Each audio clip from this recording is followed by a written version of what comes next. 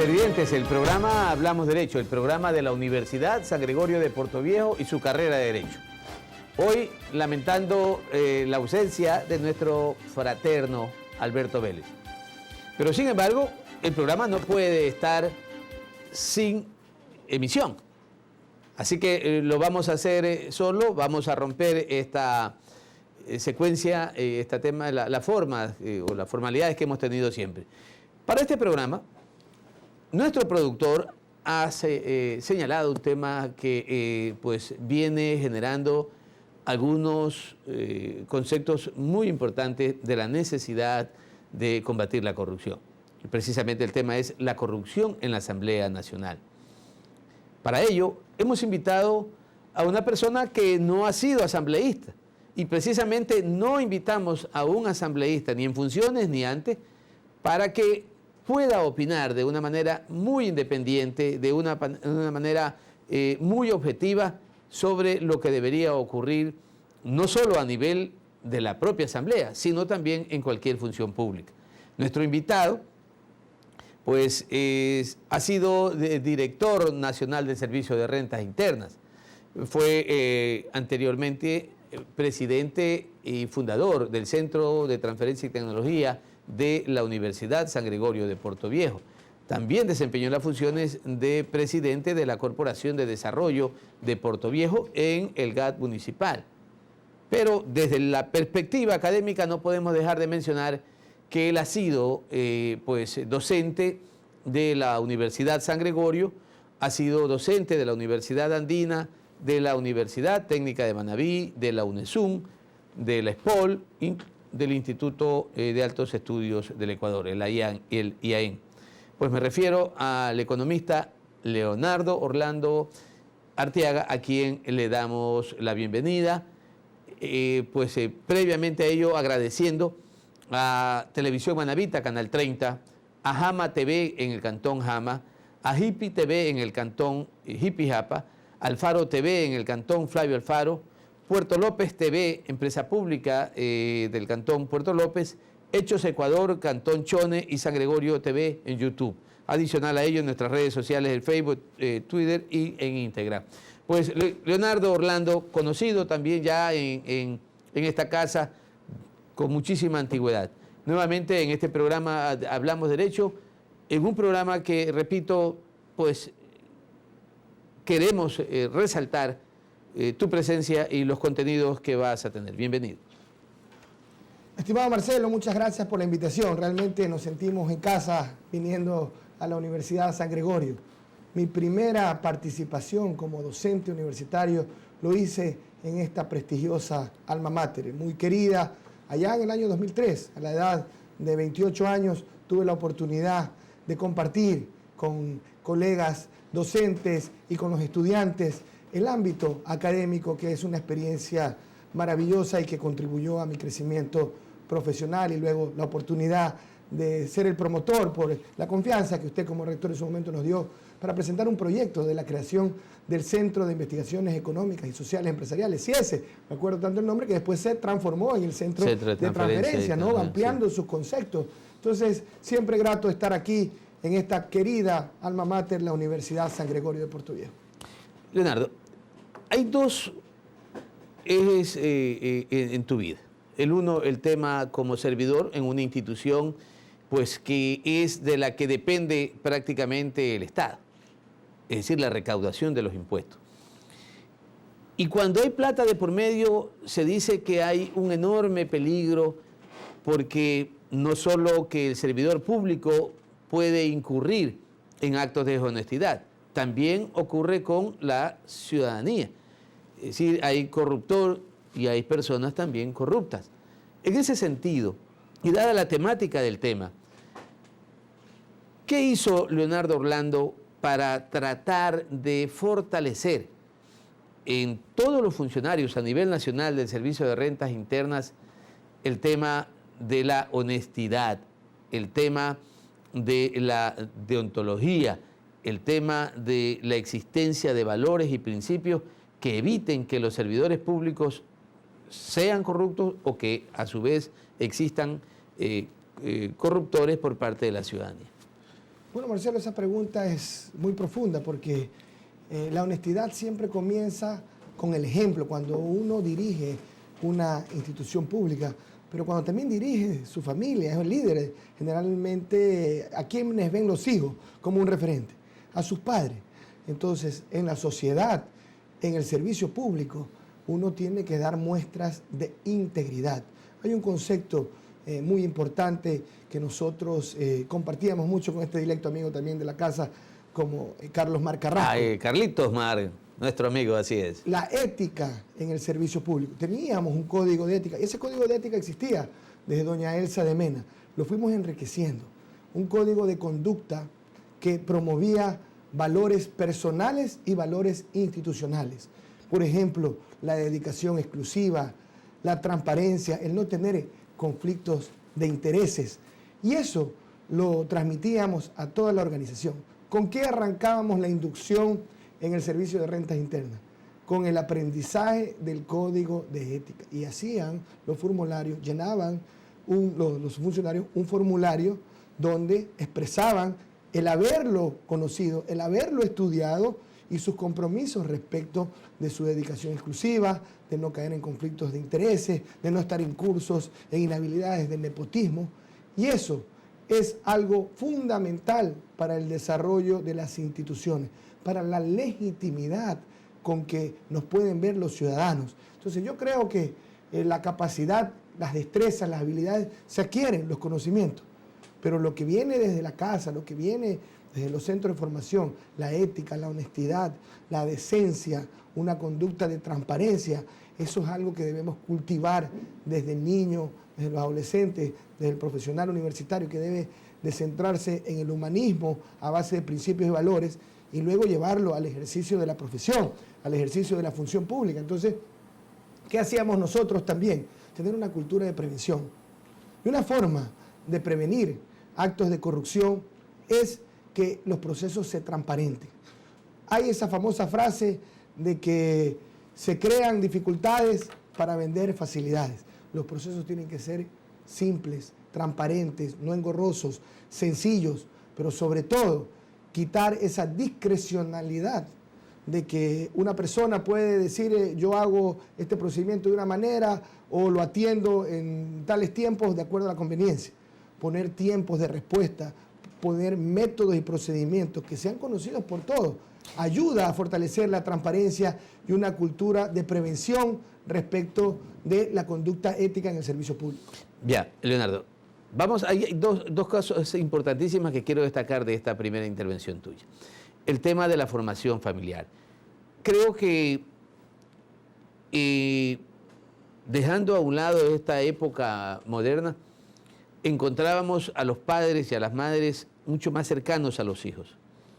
Hoy el desarrollo de la tecnología nos ha separado, ¿sí? Encontramos las reuniones familiares a los padres con sus tablets, a los padres con sus celulares y a los hijos igual. El poco tiempo que tienen para disfrutar en casa con sus hijos lo pierden porque tienen estas herramientas tecnológicas y adicional a ello la televisión. Entonces, la falta de comunicación señala una última encuesta que es uno de los problemas más graves para efectos de transmitir los valores de los padres hacia los hijos, porque todos pasan ocupados, ganando la mayor oportunidad de tiempo en trabajos, no solo el formal, sino adicionales, por llevar más recursos a casa. Y los hijos, sin tener esa oportunidad en que puedan escuchar a sus padres, esa transmisión de principios y de valores. Una tarea que está pendiente. Y la segunda, la reforma educativa que ha perjudicado notablemente en escuelas y en colegios la formación de los jóvenes con valores y principios. Es decir, políticas públicas ausentes respecto de lo que significa la ética, los valores y los principios. ¿Cómo desde tu visión como ciudadano común, como padre, como en este caso como una jefe de familia, como lo mencionaste, qué hacer para que se logren superar estos dos problemas? Bueno, como toda actividad humana, hay que predicar y hay que practicar. Entonces, la mejor forma de predicar es con el ejemplo, pero hay que conversar. La comunicación es un instrumento valioso para transmitir valores, principios, creencias, y es importante que esa comunicación sea permanente. Lo que hablas, estimado Marcelo, del aislamiento, a veces estando en una misma mesa, se está conectado con todos, con el resto del mundo, con la tecnología, pero no, estando a pocos metros de distancia, no se está compartiendo. Entonces, están sentados en una misma mesa, pero cada uno de manera individual, centrado en lo que pasa en el mundo exterior. Entonces, hay un adagio popular que familia que come unida, que reza unida, permanece unida. Pero realmente a partir de no estar solo con la presencia física, cercano, sino conversando. Una cosa es transmitir esos valores, dar ejemplos de cómo se actuó ante circunstancias quizás de exposición a actos de corrupción, de tentación, cómo se ha actuado desde sus abuelos, cómo se transmitieron esos valores. Eso es clave, pero el resto, lo más importante, porque ¿qué es lo que los hijos siguen y tienen como referencia? Lo que ven. Entonces, la cultura del privilegio, la cultura de la viveza criolla, la cultura de la trampa pequeña, es lo que tenemos echa la que ley, desterrar. echa la trampa. Tenemos que desterrar como sociedad, tenemos que construir una sociedad más transparente, que genere más confianza. Yo pienso que el tema de la honestidad no solo debe mirarse de la perspectiva del servicio público. A veces hay un discurso sesgado hacia que la corrupción está en lo público. Y como tú bien lo señalabas, estimado Marcelo, para que haya corrupción de un servidor público hay un corruptor del lado privado. Y puede haber actos que solo son de corrupción privada. Entonces, nosotros teníamos que prevenir dos cosas básicamente respecto de la corrupción. La corrupción que significaba la evasión, donde intervenían las empresas privadas, contribuyentes que no cumplían con la ley y hacían triquiñuelas, trampas para eludir o evadir los impuestos, y la corrupción que podría darse en el caso de soborno o de actos al margen de la ética y de la ley con nuestros funcionarios. ¿Qué dice el Código Tributario?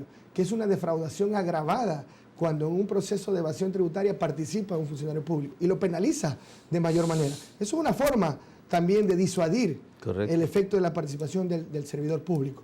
Pero lo más importante es evitar que los hechos de corrupción ocurran. Entonces, también, asimismo, en ese ejemplo de la familia, la transmisión de los valores, es desde las pequeñas cosas, desde los pequeños detalles, dar ejemplo a los hijos de una conducta moral, de una conducta ética en todas las actuaciones públicas y privadas que tenga uno como representante de una familia, ¿no? Leonardo, tú mencionaste el tema de los códigos de ética. En su mayoría, las instituciones públicas tienen el código de ética. Y encontramos actos de corrupción. Voy a citar un ejemplo, así, con letras mayores.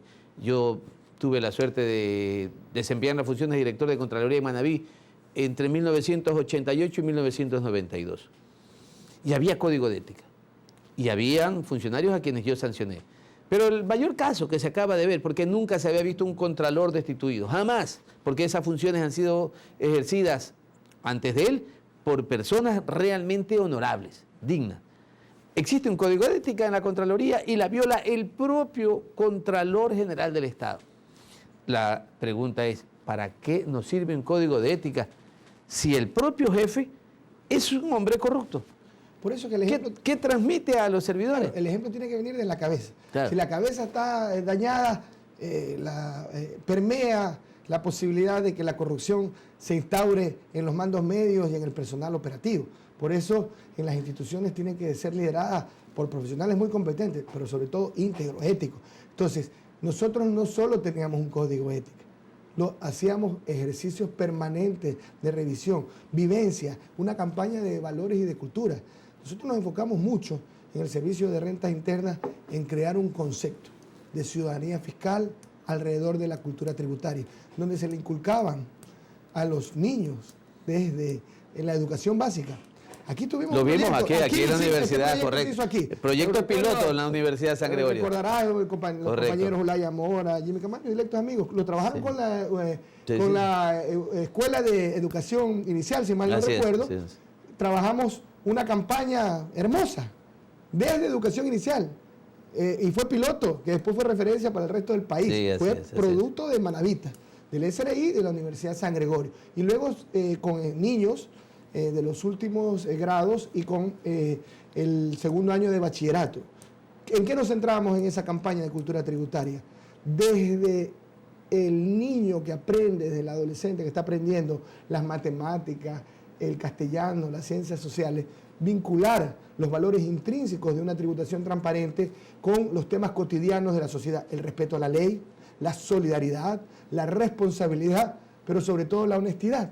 Entonces, porque el hecho de pagar impuestos es un hecho que tiene que ver con la ley, pero tiene que ver también con la conducta ética de pagar al fisco lo que corresponde en base a las reales ganancias de una actividad económica. Perfecto, Leonardo. Vamos a ir a unos anuncios institucionales. Este es un programa de la universidad y hay que anunciar a la universidad. Y regresaremos inmediatamente para el segundo segmento y hablar ya precisamente del tema de la asamblea y sus niveles de corrupción. Volvemos.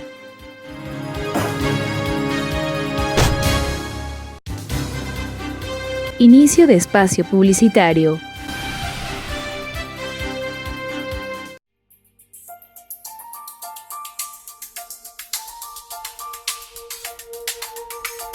Caminamos junto a una generación que busca la excelencia. Sabemos que el conocimiento es la fuente de desarrollo de nuestros pueblos y entendemos que nuestro deber es formar profesionales con responsabilidad. Nuestra oferta académica es variada y está a la par de las mejores universidades del país. Nuestro compromiso es formar a los nuevos líderes del futuro.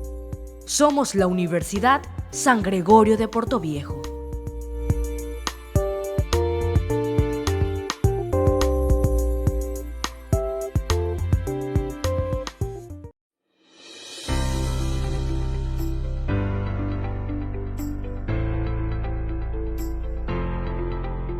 Alcanzar nuestras metas es el propósito de un ser humano responsable. No importa si es de día o de noche. El logro es la satisfacción más grande después de haber entregado tanto en muchos días de estudios. Mi salón de clases, mis profesores, mi universidad. Es legado de una familia que te guía en valores y responsabilidad. Yo estudio contabilidad y auditoría, porque soy gregoriano y esta es mi universidad.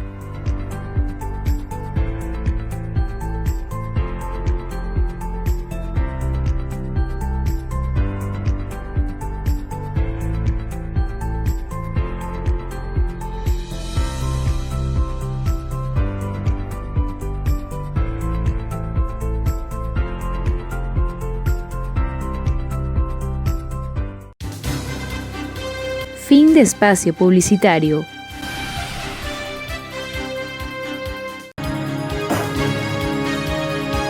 Volvemos al segundo segmento del programa Hablamos Derecho. La temática de esta semana, la Asamblea Nacional y su nivel de corrupción. Nuestro invitado, Leonardo Orlando Artiaga, un profesor de nuestra universidad que en su momento pues estuvo con nosotros y seguimos con ese mismo aprecio y cariño porque es precisamente alguien a quien consideramos de casa. Leonardo, la Asamblea Nacional ha destituido asambleístas por los aparentes diezmos que han recibido de parte de sus asesores, de parte de su personal administrativo. Esta actitud de la Asamblea Nacional permite evidenciar, permite conceptuar de que efectivamente la Asamblea está cumpliendo con un rol de desterrar los niveles de corrupción. Bueno, lamentablemente quienes deben de dar ejemplo de rectitud, porque la institucionalidad de la Asamblea está dada para dos funciones fundamentales, específicas, principales, legislar y fiscalizar. Y en los dos aspectos hay niveles de corrupción. Porque cuando se construye una ley a espaldas, por ejemplo, del pueblo ecuatoriano, del interés público, y se privilegia a ciertos intereses, también esa es una práctica de corrupción. No solo este tema de los diezmos. El segundo ejemplo, el hacer caso omiso, hacerse de la vista gorda, para en procesos de fiscalización, hacer fiscalizaciones selectivas, también es una forma de corrupción. Y este tercer ámbito de la corrupción que parecería algo muy doméstico, es gravísimo. ¿Por qué? Porque un asambleísta que tiene el derecho a tener un equipo de trabajo debe de llevar a la gente más preparada. Si está en una comisión de régimen económico, aparte de expertos en derecho constitucional, en derecho económico, tiene que tener economistas profesionales que conozcan de tributación, de finanzas públicas, porque es donde se construyen las leyes económicas, tributarias, fiscales, donde se revisa el presupuesto anual. Si está en una comisión, un asambleísta de los derechos laborales, tiene que tener pues, un asesor en materia de derecho laboral. Si está en un tema de biodiversidad, de ambiente, especialistas en derecho ambiental o en técnicos en la materia. Entonces, ¿a qué me refiero? Si en algún lugar debe haber excelencia de los mejores profesionales, es en la asamblea, en todas las instituciones públicas. Pero lamentablemente desde ahí nace el origen, porque no se cumplen perfiles mínimos ya para este equipo. Entonces, pero retrocedamos un poquito. No hay requisitos mínimos para ser asambleísta. Bueno, eso es algo que tenemos que difundir, discutir en profundidad. O sea, porque el famoso concepto de que se está estableciendo prohibiciones o restricciones al derecho de participación, se está excluyendo a un ciudadano que no tiene la más mínima capacidad y entonces llega a la Asamblea Nacional porque es un líder comunitario, es un líder en una provincia sin el más mínimo conocimiento, pero es un asambleísta. Entonces, ¿no crees que la vaca tiene que ser ternera? Entonces, si pedimos solo el conocimiento de los asesores, ¿cómo es que no pedimos conocimiento también en los asambleístas? A ver, yo creo que tiene que conciliarse entre la participación democrática con el derecho al pueblo de tener dentro de sus funciones, una función tan importante como la legislativa, a los hombres de mayor preparación para ese ejercicio. Y yo sí creo que debe discutirse entre ese conflicto aparente de derechos o contraposición del acceso democrático a que alguien sin ser profesional, sin tener experiencia legislativa pueda ser asambleísta y el derecho a que el pueblo tenga a representantes que conozcan la realidad nacional y que conozcan el proceso de construcción de leyes. ¿Cuál creo que yo puede ser un tema un término medio? Probablemente el hecho de que no sea profesional, quizás si estamos en el ámbito académico, los que estamos más inclinados hacia la academia y más jurisconsultos, como en tu caso, quizás se va a inclinar porque los asambleístas sean profesionales que tengan algo de experiencia en derecho, o al menos sean profesionales. No, pero por lo menos profesionales, o sea, porque correcto. Tienen conocimiento conceptual. Yo creo Sí. que, por decirle, yo no soy comunicador social, pero pues aquí estoy en una demostración de un conocimiento común y corriente, ¿no? Ya, pero a lo que me refiero a un término intermedio es que, y esto más bien es en el Código de la Democracia, que habría que revisar cuál es la oportunidad de mejora. Las leyes están hechas para ser perfeccionadas con la experiencia. Es que las personas que vayan a la asamblea, si se considera discriminatorio el hecho de no tener un título de tercer nivel, al menos haya acreditado dentro de los requisitos, tener una experiencia relacionada para la función a la que van a cumplir. Y entiendo yo que en países, lo poco que he revisado de la estructura bicameral, en países donde hay Senado, hay requisitos de mayor rigurosidad para ser senador de la República. Aquí no tenemos. Entonces, ¿dónde debemos poner esa rigurosidad en los requisitos? En el sistema unicameral. Correcto. Entonces, tiene que esos requisitos bajárselos. Somos un sistema unicameral, entonces tiene que ser a los asambleístas. Entonces, para mí a la asamblea, a la prefectura, a la alcaldía, a la presidencia, a los ministerios, deben ir las personas de mayor conocimiento en la materia. Y si legislar y fiscalizar requiere unos conocimientos previos, debe de garantizarse. Una cosa es el libre derecho a participar, pero cumpliendo requisitos mínimos que garanticen que una función tan importante como la de legislar, precautelar, que la cosa pública, que el plan de desarrollo, que el presupuesto se ejecute con transparencia, con honestidad, tienen que tener herramientas y tienen que acreditar una conducta y un mínimo de conocimientos y de experiencia a los asambleístas que le permitan darle a la sociedad esa seguridad o al menos la tranquilidad, porque nunca sabe la corrupción que está en el corazón del hombre. Mañana alguien puede ser un experto con 5º nivel y tener problemas de corrupción, porque lamentablemente así es la especie humana, que puede tener mucha inteligencia, pero no tener los valores y la ética necesaria para ejercer una función, en lo público o en lo privado. Entonces, tenemos que tener un equilibrio, pero diríamos que sin entrar en temas que requerirían reforma constitucional y reforma legal, un tema más de orden administrativo, que el personal de apoyo, de asesoría, cumpla esos requisitos mínimos y que cumpla funciones que sean tangibles. Porque también uno de los temas para los que se presta esos famosos diezmos es que, como dice, oye, no te preocupes, que aquí no tienes que venir aquí, nomás marcas, yo te hago una cartita y oye, puedes desde tu casa. Los típicos pipones, como se llama. Oye, y vas a ganar $3.200, pero como es, coloquialmente decimos, es a vaca, a veces no son diezmos, porque el diezmo está asociado al 10%. A veces, en algunos casos hemos visto que se les llevaban la mitad del sueldo. Claro. ¿Ya? Entonces, un profesional serio, un profesional honesto, no va pues, a aceptar, por más necesidad, no va a aceptar eso. Entonces, claro, que tiene dignidad. Que tiene dignidad y se sabe valorar como ser humano. Como principios. No puedo yo estar... Si yo estoy trabajando porque tengo que darle algo como que si fuera un tema de patrón de Hacienda o como pasaba en los Guasipungos. Correcto. Leonardo, yo quisiera invitarte a ver un video, un audiovisual, respecto de qué opina la ciudadanía sobre los niveles de corrupción de la Asamblea Nacional. Volvemos enseguida. Luego de la transición de gobierno en el Estado ecuatoriano, diversos escándalos han salido a la luz, casos que en su mayoría son de corrupción. La Asamblea Nacional ha sido una de las instancias en donde se ha reflejado este problema, con escándalos que involucran diezmos e injerencia en la justicia.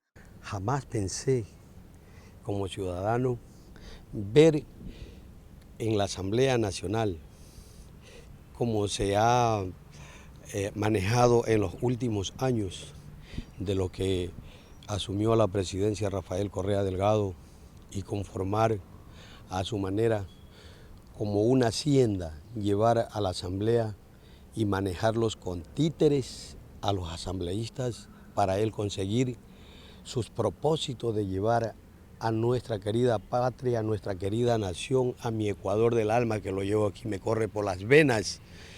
Porque yo siento cada infeliz persona que veo, me parece que yo la estoy sufriendo. Y ellos robándose el dinero, ellos festejando en la asamblea, en la casa de gobierno, llevando artistas, pagando sin importarle. Como bien lo dijo el señor Guillermo Lasso, seguirá esto con el presidente Lenín Moreno, que serán como un abanico cuando tratan de cubrirse, se cierran, la sinvergüencería, la corrupción. Cuando están para querer lograr algún propósito, se abren fingiendo, como que quien no los tiene ya identificados, que están por diferentes listas. En estas nuevas elecciones seccionales los vamos a desterrar y los pocos que quedarán seguirán siendo identificados porque tienen que acabarse estos corruptos. Y me he dado cuenta lo bueno y lo malo a través de mi país y he estado fuera del país, donde se vive decentemente y aquí queremos ver, pero lamentablemente con sus sándwiches, con su diezmo, con todas sus cosas y todavía para darle un trabajo, no se conforman con lo que roban ahí, saquear al país, todavía le andan quitando a un empleado que tienes que dar tanto. ¡Qué vergüenza! Que Dios nos ampare de estos corruptos. Pero algún día tendrán que rendirle cuenta a su familia, a la historia y en cada rincón que viven de la patria. Esas eran las opiniones de ciudadanos sobre los niveles de corrupción. Y hemos visto, ahora que está la campaña electoral para la elección de las autoridades seccionales, de que en Pichincha la población se pronuncia de combatir la corrupción y tiene el mayor porcentaje. Ocurre igual en Guayaquil y así sucesivamente los medios de comunicación y sobre todo estas empresas encuestadoras establecen que el nivel de corrupción es lo más alto y que eso es lo que aspiran de que se pueda combatir en las nuevas autoridades y que quieren personas que dirijan las instituciones públicas que sean correctas, que sean honestas, que sean transparentes. Leonardo Orlando es candidato a la prefectura provincial, pero al margen de ser candidato, este concepto, esta opinión de la gente, ¿cómo le da esa sinergia precisamente a usted en su vida personal? Bueno, para mí es clave escuchar la voz ciudadana, la expresión, que lamentablemente, así como tenemos una campaña de alegría, una campaña sencilla, austera, y que creemos y queremos que sea así. Así debe ser, porque no podemos caer en la mercantilización de la política. Y eso también es una forma de corrupción. No sé si, estimado Marcelo, habrás leído, conocido de un jurisconsulto constitucionalista colombiano, de nuestro hermano país, Carlos Gaviria, que fue magistrado de la Corte Constitucional y fue candidato a presidente de la República. Él le acuñó una frase, creo que es muy feliz para la época, muy pertinente. Dice que el político que paga para llegar, llega para robar.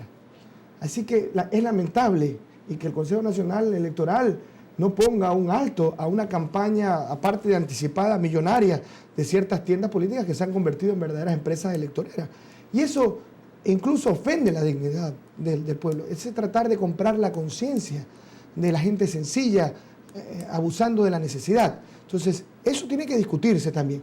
Pero ya hablando en materia de la desesperanza, de la apatía, de la indiferencia que se encuentra también en un porcentaje importante de la población que ya no cree en los políticos, es precisamente por la falta de confianza, porque se generaliza que todo político es corrupto en algún porcentaje de la población, y eso tenemos que cambiarlo, porque la política es el arte de servir, la política es algo a través de una actividad humana, a través de la cual se debe cambiar la vida de la gente, procurar el desarrollo y el progreso de los pueblos. Pero eso se construye en base a la confianza. Y la confianza se construye en base a la credibilidad de una hoja de vida y unas actuaciones que están en el escrutinio público y que jamás pueden ser cuestionados por falta de transparencia, de ética y de honradez. Ahora, Leonardo, si no hay políticas públicas, que es un deber del Estado, artículo 3, numeral 8 de la Constitución, si no se refleja aquello desde el propio Ejecutivo, ¿qué ocurre con la ciudadanía? Bueno, Marcelo, yo pienso que todo gobernante debe tener dentro de sus ejes un eje de participación ciudadana, más allá de la ley. Yo creo en la participación ciudadana, en la Constitución y la ley. Es un imperativo ético que el gobernante jamás debe de desconectarse de los ciudadanos, de las demandas colectivas en cuanto a la prioridad de las obras, pero sobre todo tiene que rendir cuentas de cómo se asignan los recursos. Y en esa expresión democrática, porque tenemos que fortalecer nuestra democracia. Le hace falta mucho a nuestra democracia para considerarse como madura. Todavía hay mucha politiquería, demagogia y oferta barata, y por eso todavía hay espacio para los cuenteros electorales, lamentablemente. Hay que decir las cosas. Los que ofrecen todo. Los que ofrecen todo para llegar y que ya en la práctica no cumplen nada. Y hay ley que dice que hay que cumplir el plan de gobierno que se inscribe en el CNE. Entonces no son falta de leyes, es la verificación, el seguimiento de la aplicación de la ley. Entonces en el caso de la confianza, que es lo que se ha perdido en buena parte de la población respecto de autoridades provinciales, que primero le han dado espalda, caso actual del gobierno provincial, le han dado espalda al pueblo. Y segundo, ¿qué es lo que nos dicen los profesionales en la construcción? Que ya no quieren participar en ningún proceso, los jóvenes. Claro, sí, el 75% de la juventud no quiere saber nada de política. ¿Por qué? Porque la contratación pública está concentrada. Se ha creado una empresa pública que pomposamente toma el nombre de Manaví y dice Manaví construye, y lo que ha hecho es destruir la confianza de los profesionales, de las empresas pequeñas de construcción que quieren participar de manera honesta en un contrato, y se concentra la contratación pública en pocas manos y se utiliza la institucionalidad pública como una empresa pública para competir de manera desleal con los profesionales de la construcción para ofertar, entre comillas, de manera más rápida y directa servicios a municipios, quienes se prestan también, lamentablemente, autoridades seccionales, para estar en una connivencia de unas prácticas al margen de la ética y la transparencia. Perfecto, Leo. Vamos a otros anuncios institucionales. Regresamos enseguida para el tercer segmento.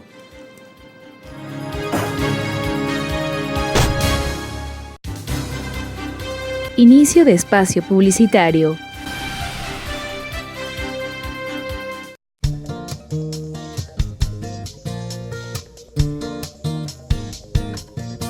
Bueno, Bueno, el objetivo del consultorio jurídico fue creado desde el año 2001, desde que se creó la universidad con la ley 2033 del 2000.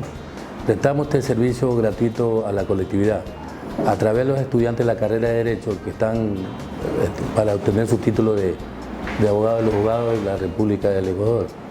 A través de ellos prestamos este servicio a las personas de escasos recursos económicos que no tienen cómo contratar un abogado para que le hagan su defensa. La Universidad San Gregorio de Puerto Viejo invita a las personas de escasos recursos económicos que no tengan cómo contratar un abogado para prestarle los servicios en todas las materias que es necesario. Consultorio Jurídico Gratuito, un servicio de la Universidad San Gregorio de Puerto Viejo para la comunidad.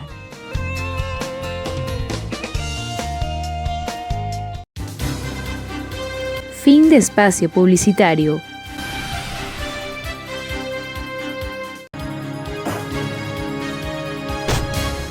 Volvemos al tercer segmento con nuestro invitado, con Leonardo Orlando Arteaga, porque estamos hablando sobre la corrupción en la Asamblea Nacional.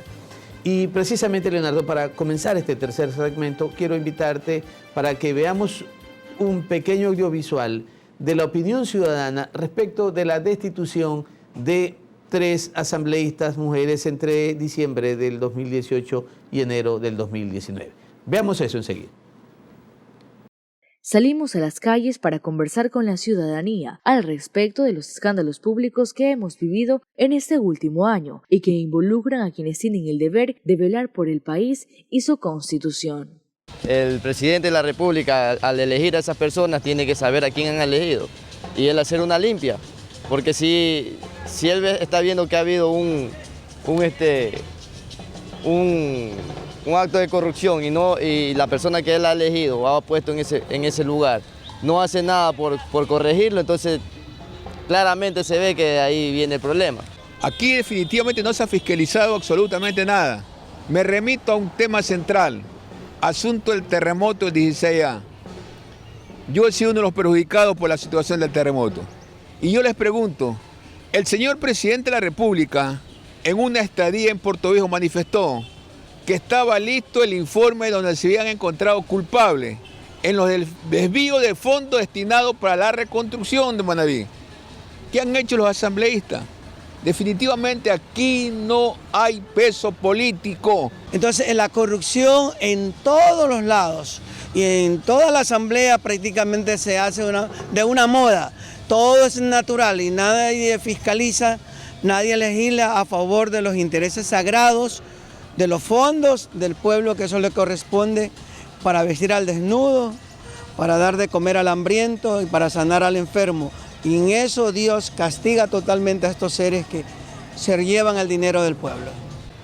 Desgraciadamente la corrupción y la indisciplina para nuestros hijos. Entonces, ¿cómo podemos parar la corrupción? Solo Dios lo sabrá. Y solo Dios sabrá indicar, enseñar a las personas que el meterse el dinero del pueblo a los bolsillos de unos cuantos no los lleva a nada, porque el día que se mueran no se van a llevar absolutamente nada. Simplemente han empobrecido un pueblo, han empobrecido un país y han quebrado con un país que desgraciadamente, especialmente en este país, Ecuador, cada día multas, multas, multas, multas. ¿Y dónde nos llevarán a mi país? Es un acto bochornoso, vergonzoso para la ciudadanía ecuatoriana que la casa donde se reside la democracia como estudiante de Derecho esté empañada, esté sucia de corrupción de estos niveles. Ahí se da un claro ejemplo que en 10 años no hubo un control, no hubo una legislación que realmente esté protegiendo y vaya a legislar en pro al pueblo, sino que estaban legislando pro a un grupo de intereses de los que estaban gobernando en el momento. Bueno, vimos casos ahora último como el tema de este señor Espinel, que salió y justamente no fue declarado culpable dentro de su audiencia.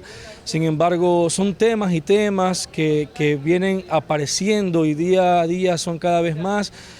No sé si en la actualidad tal vez es mucho más relevante de que se hagan más claros estos casos.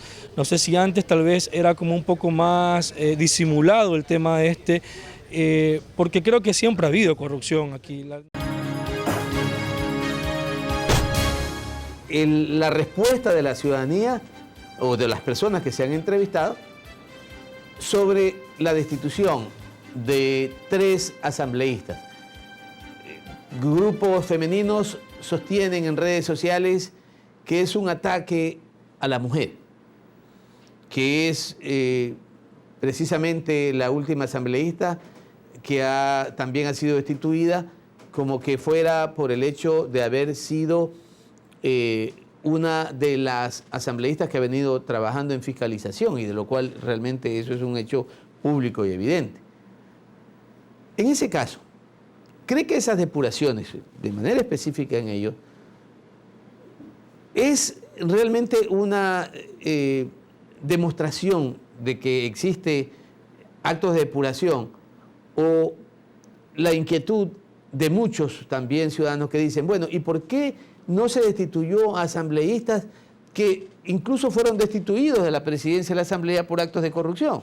¿Por qué entonces al hombre, y en el caso específico José Serrano, por qué no fue destituido con un hecho evidente que incluso motivó su destitución como presidente de la Asamblea?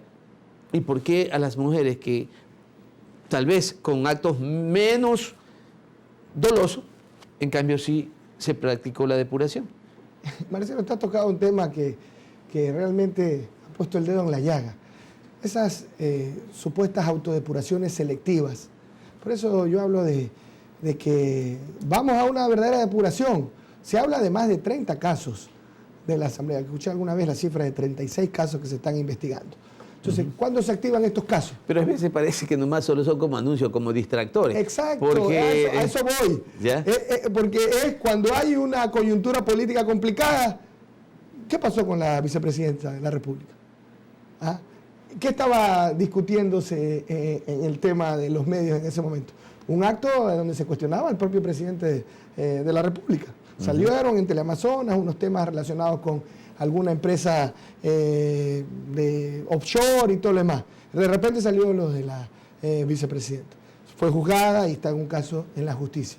Entonces, la típica estrategia de que un escándalo de corrupción tapa otro.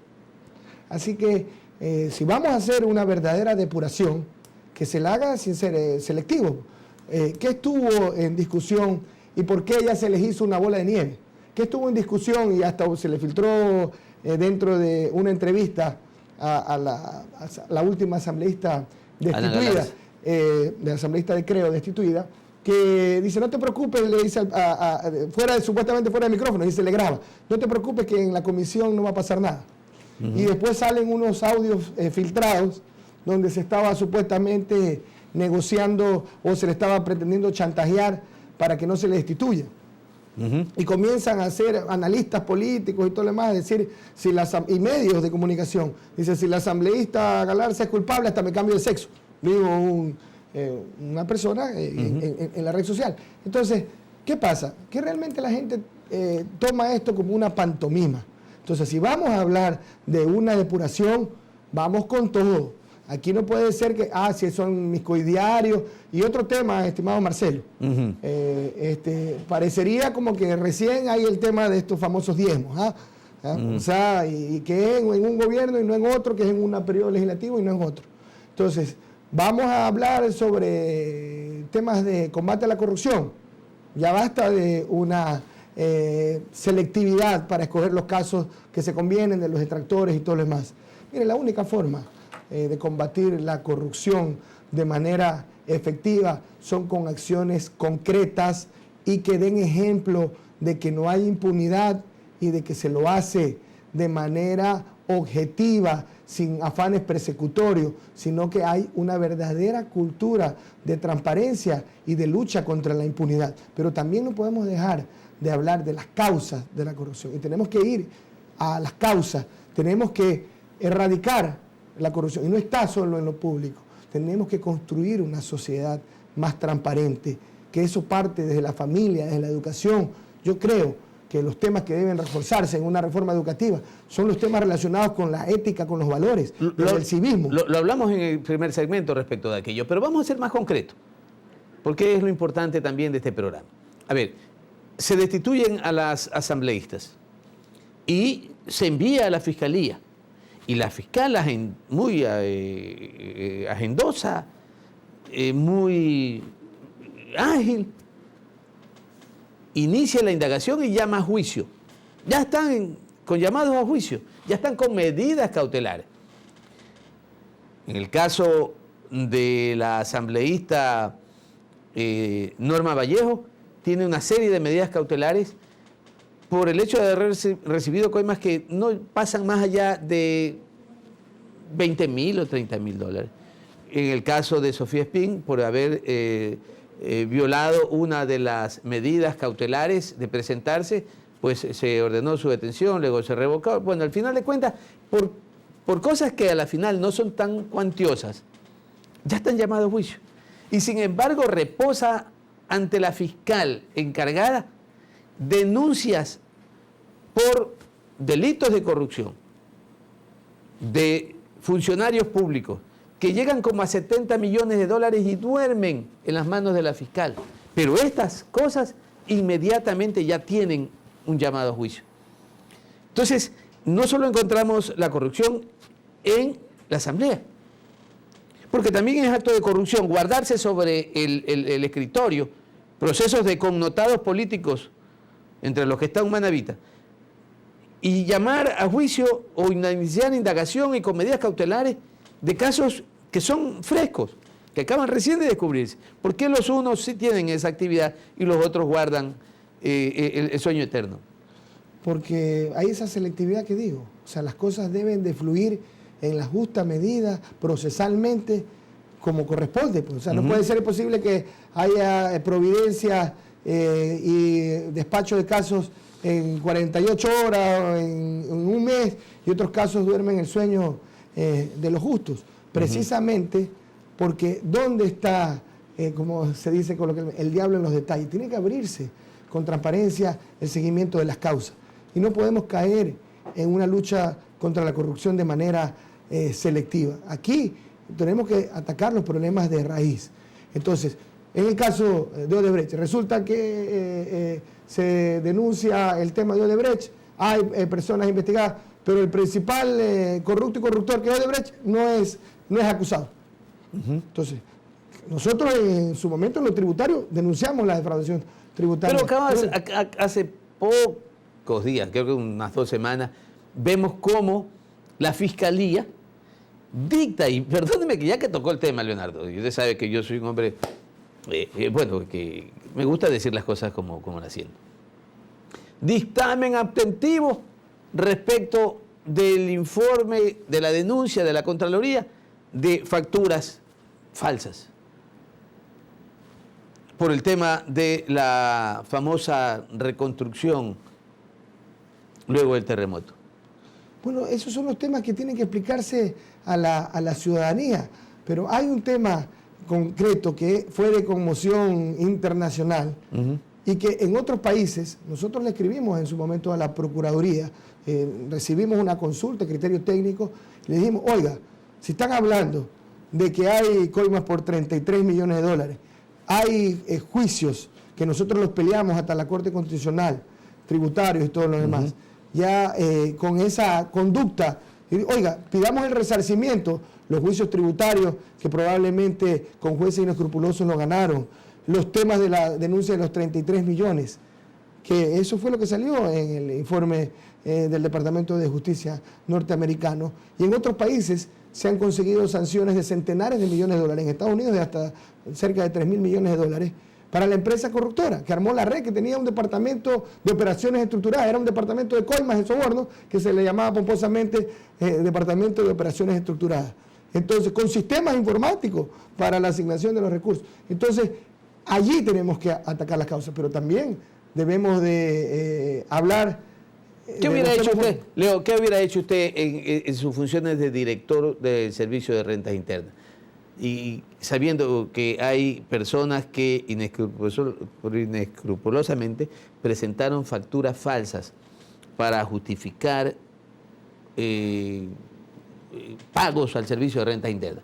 Y ese caso tiene que ver con aquello. Mira, lo que hicimos, no es que hubiera hecho. Nosotros denunciamos una corrupción entre privada y también había casos de proveedores del Estado que participaban seguramente funcionarios públicos, porque una de las causas para presentar facturas falsas eran porque las mercaderías eran de contrabando, eran para justificar coimas, eran para fraudes internos, diversas causas.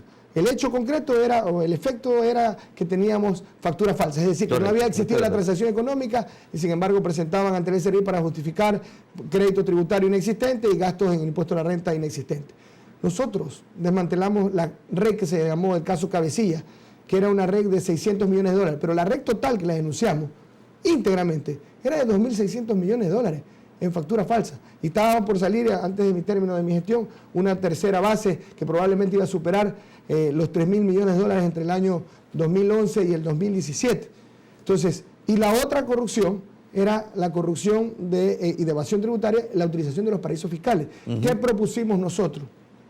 Aparte de la consulta del pacto ético, propusimos que se informe, lamentablemente, después en la actual administración, ya cuando ya salí del SRI, se ha derogado esa resolución, que se vio como una conquista de las cámaras de la producción, sobre todo la Cámara de Comercio de Guayaquil, de que toda persona que tenga cuentas en el exterior, las declare.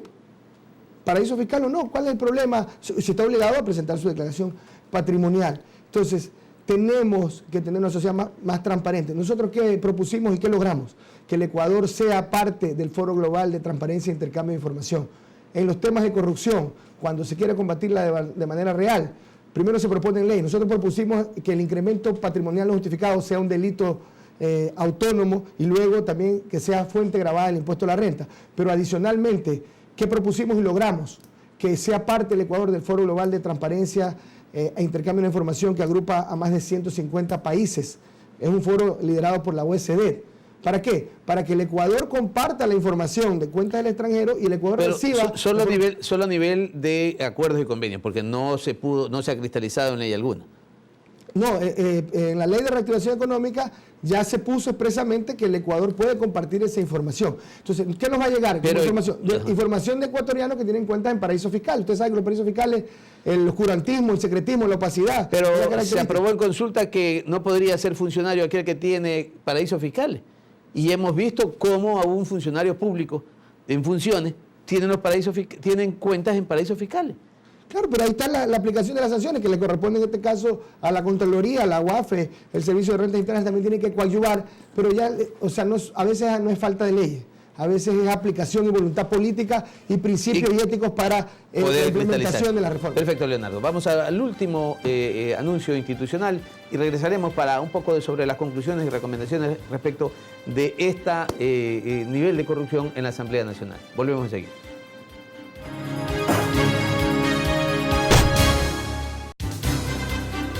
Inicio de espacio publicitario.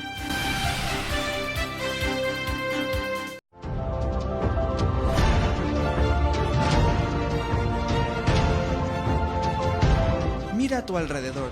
No harán falta palabras para decir cuán importantes son tus objetivos. Entregar cada minuto de estudio con la idea de ser el mejor es la constante de todos mis días. Dedicación, esfuerzo y confianza son la clave para llegar al éxito. Y es que me siento preparado, siento mis ganas de salir al mundo y mostrar lo aprendido. Hoy estoy decidido a comunicar mis sueños. Hoy estoy seguro de decir que este es mi lugar, porque soy gregoriano y esta es mi universidad.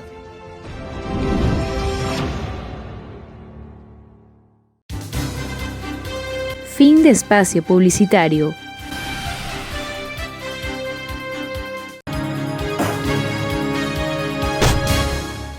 El último segmento de nuestro programa. Leonardo Orlando, nuestro invitado.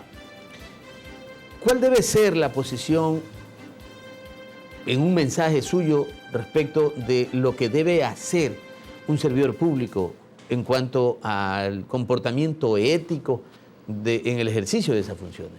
Bueno, nosotros proponemos en nuestro plan de gobierno provincial un quinto eje para el desarrollo, que es el liderazgo político, pero un liderazgo político distinto a lo que hemos visto en la administración del gobierno provincial, un liderazgo ético y transformador, un liderazgo que promueva la transparencia como política permanente.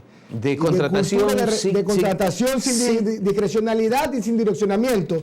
Y sin porcentajes. Y sin porcentajes. Y abrirá las cuentas para de la administración anterior. De puertas y de cuentas. Claro que sí, porque nosotros no podemos ser cómplices de ninguna práctica administrativa, ni de ningún tipo de corruptela, ninguna práctica administrativa alejada de la ética. Nosotros lo hemos dicho claramente, nosotros vamos a desaparecer la empresa pública Manaví Construye, porque ha destruido más bien la esperanza del profesional manavita de la construcción, de la micro y pequeña empresa de la construcción, porque lo que menos ha sembrado o proyectado es transparencia en el manejo de la cosa pública. Tenemos que dar ejemplo desde la administración pública de que se puede hacer una política de eficacia, de eficiencia, de transparencia, de pulcritud. Y código de ética para toda la comisión esta que tiene que ver con la construcción del gobierno provincial. Los procesos contractuales tienen que ser transparentes, no se puede utilizar la ley para casos de emergencia para eludir procesos de contratación pública. Así que nosotros creemos que los sistemas de veeduría, que las universidades participen. Cuando uno transparenta cómo son los costos unitarios, cómo se construyen y se compara cómo están contratando otros municipios, otros consejos provinciales. No participará el gobierno provincial con temas de empresas públicas, ¿no? Empresas públicas para el fomento productivo, sí. Sí, pero para el tema de la... Para eso hay una dirección de obras públicas. Es ineficiente. Usted sabe, por ejemplo, Marcelo, que en el caso de las universidades, la recuperación del IVA es clave. En el caso de los gobiernos autónomos centralizados es clave. Cuando la contratación se hace a través de empresas públicas, no se recupera el IVA. Es tan ineficiente y torpe económicamente porque se pierden recursos. Correcto. Pero adicionalmente, lo más bochornoso y lo más condenable es que se utilice la institucionalidad pública para eludir procesos de transparencia y de contratación pública. Perfecto, Leonardo. Mucha suerte en tu candidatura. Pues estamos convencidos, lo sabemos. Es inevitable señalar la honradez tuya y pues esperamos que si llegues a triunfar realmente construyas ética en el gobierno provincial de Manabí. Muchísimas gracias, Leonardo, y a los televidentes, gracias también por estar con todos nosotros. Queremos agradecer finalmente a Televisión Manavita, Canal 30, a Jama TV, Cantón Jama, a Hippie TV en el Cantón Hippie Japa, Alfaro TV, Cantón Flavio Alfaro, Puerto López TV en la empresa pública Cantón Puerto López, Hechos Ecuador, Cantón Chone, San Gregorio TV, YouTube. Gracias y esperamos que nuestro compañero Alberto Vélez disfrute de sus viajecitos. Muchísimas gracias, nos veremos la próxima semana.